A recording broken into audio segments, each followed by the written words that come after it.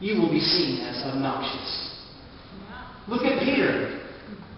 Peter's one of my favorite guys in the Bible, and he walked off his map, and he thought that he was God's favorite. And he can't be, because I am. Jasmine, you think you are, but I have news for you. You'll be seen as obnoxious, because look at what Peter did. Peter thought that he was good enough to walk on water. He jumped out of that boat, and he had the faith to walk off his map and do the unexpected. He began to walk on that water. I mean, you're going to be seen as obnoxious. I'd rather be obnoxious for Jesus than safe without Him. Number 2, count the cost, because it's risky.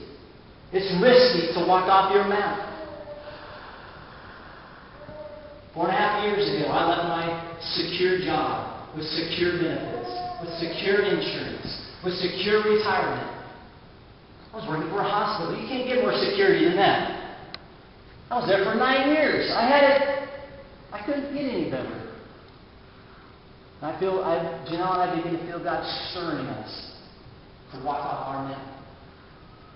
And I left that job with 9 years to step into a life that has caused my life to grow in faith. When I saw myself in that job for the next 40 years, and I said, God, I really don't want this.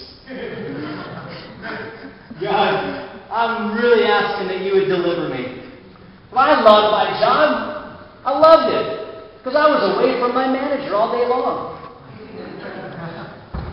And I was not minute managed, and I was able to do things that if they found out, I'd probably get fired.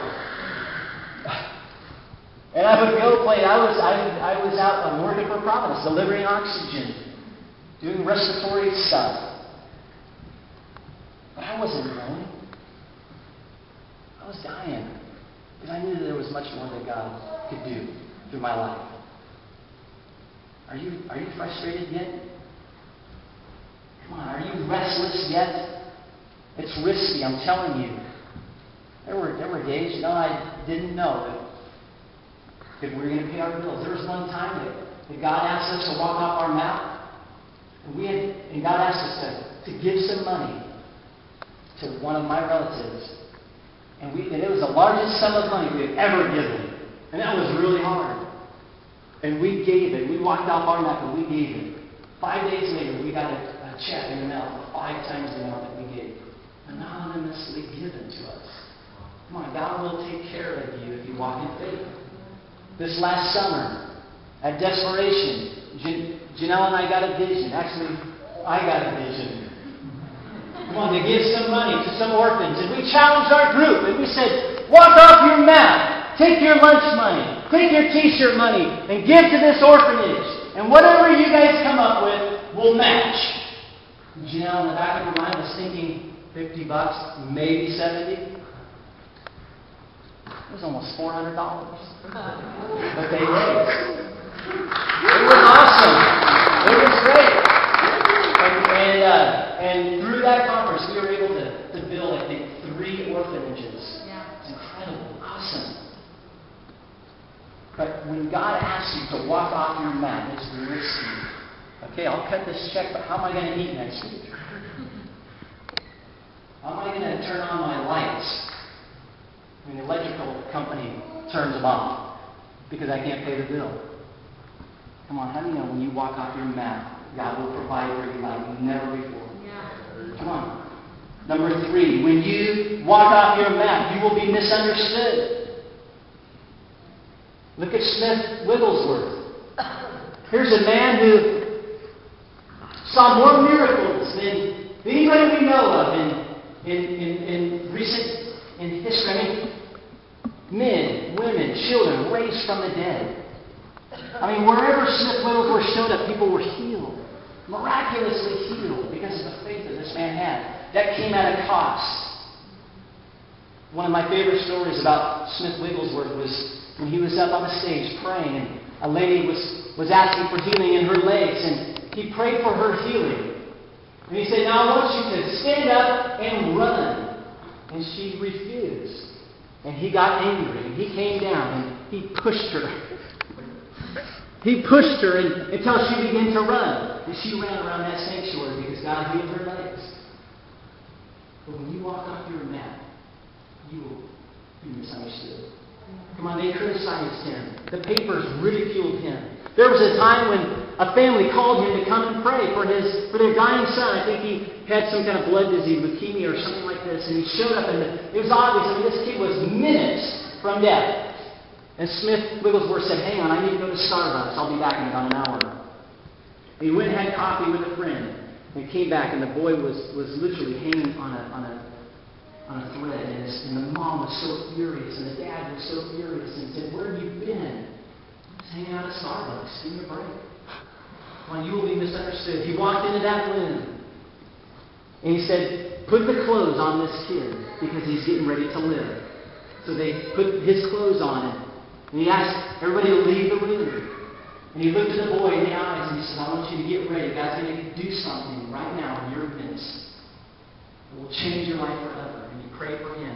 And instantly, the glory of the accounts are that the glory of the Lord came into that room so thick that it knocked Smith off his feet.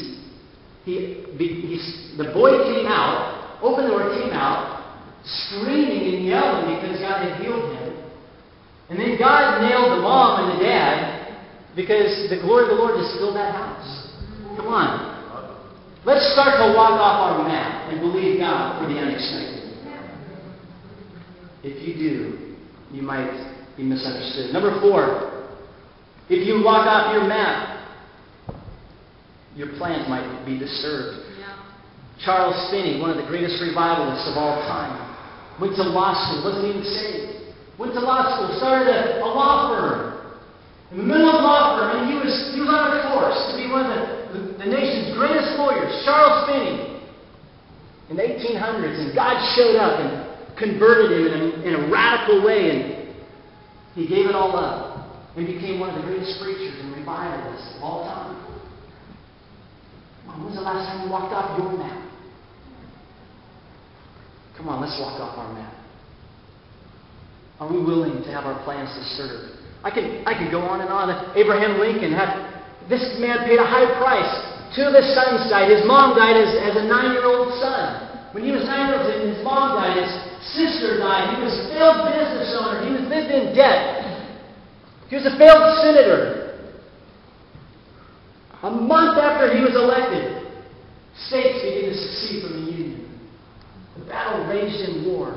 The man was murdered. But look at what he did for God. Come on. Look at what he did for God. He believed God for the unexpected. He began to proclaim in a nation where slavery was prominent, that slavery is not of God. He did amazing things, so he paid a price.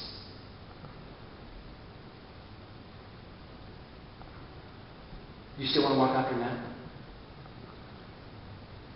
Do we still want to walk off our mat? Chris, can you come and the guitar, and I want you to write these down because I know we're used to getting out like 11:15, and so we're going to wrap this up real quick because I don't want to hold us longer than our back ends can endure. But I want to quickly share with you 4 things, real quickly. 4 things that faith will release into our lives. When we decide to go. Come on, say go. Go. Come on, say go. Go. When we decide to go off of our mat, 4 things God will begin to release. Why? Because God sees the faith response in our hearts. He sees it when we're hurting or when we're in pain or when things happen in our lives that we didn't plan for. And we begin to trust Him. Or we plan out our entire life, and then this guy gets up on a Sunday morning and says, I want to challenge you to walk off your mat. And he begins to speak to us, and he sees those faith responses in our hearts.